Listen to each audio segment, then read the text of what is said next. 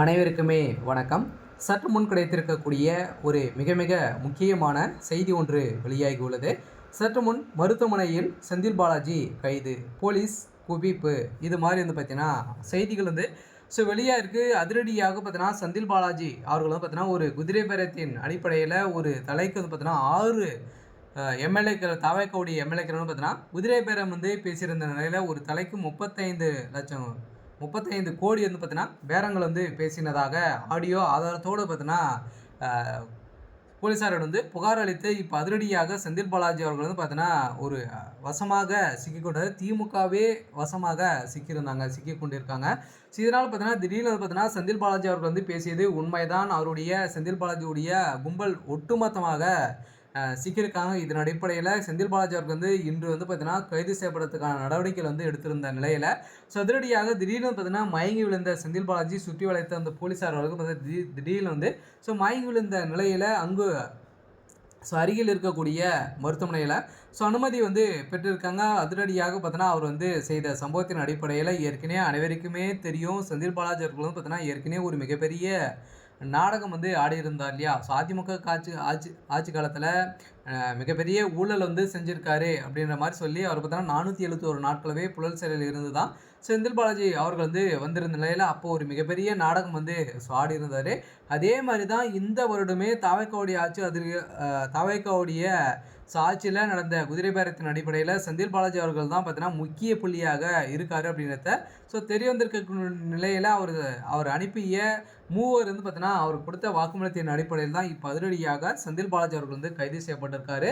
இதனால் அடிப்படையில் தான் இப்போ செந்தில் பாலாஜி அவர்கள் என்ன ஒரு மிகப்பெரிய நாடகம் ஆடி இருக்காரு. அதே மாதிரி செந்தில் பாலாஜி தொடர்ந்து ஏவா வேலு அவர்களுமே பார்த்தீங்கன்னா அவருக்கு உடல்நிலை சரியில்லாமல் சிங்கப்பூரில் போய் பார்த்தீங்கன்னா அவர் சிகிச்சை பெறாரு. ஸோ இது மாதிரி பார்த்தீங்கன்னா திமுக இருக்கக்கூடிய அனைத்து முக்கிய புள்ளிகளாம் யாரெல்லாம் கைது செய்யப்பட போகிறாங்களோ ஸோ அவர்கள்லாம் பார்த்தீங்கன்னா வெளிநாடு சுற்றுப்பயணம் மேற்கொண்டு இருக்காங்க. ஸோ இதனால் பார்த்தீங்கன்னா தாவேக்காவுடைய ஆட்சியில் ஒரு மிகப்பெரிய மாற்றம் வரலாற்றிலே கொண்டு வர போகிறாங்க.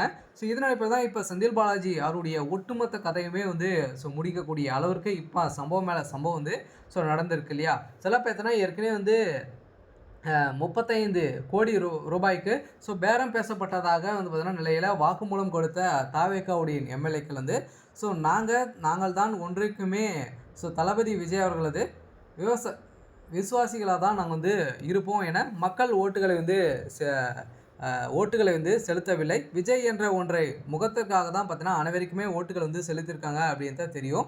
ஸோ இதன் அடிப்படையில் தான் யாருமே பார்த்தீங்கன்னா தாவேக்காவில் இருக்கக்கூடிய எம்எல்ஏக்கள் அனைவருமே விசுவாசமாக செயல்பட்டு இருக்காங்க அப்படின்ட்டு விவசாய செந்தில் பாலாஜி அவர்களுக்கு பார்த்தீங்கன்னா திமுகவினருக்கு தெரியாத போச்சு.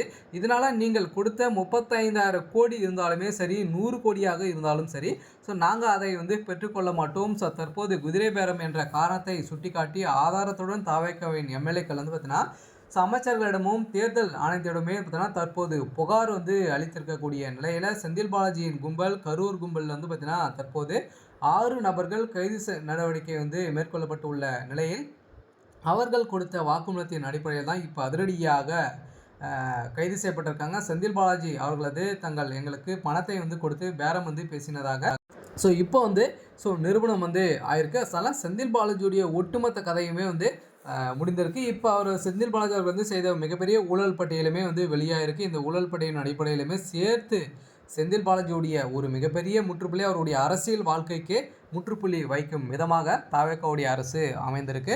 சரி, ஓகே. ஸோ இன்னைக்கான அப்டேட் இதுதான். ஸோ மறக்காமல் நம்மளுடைய சேனலை சப்ஸ்கிரைப் பண்ணி சப்போர்ட் பண்ணுங்கள். தேங்க்யூ.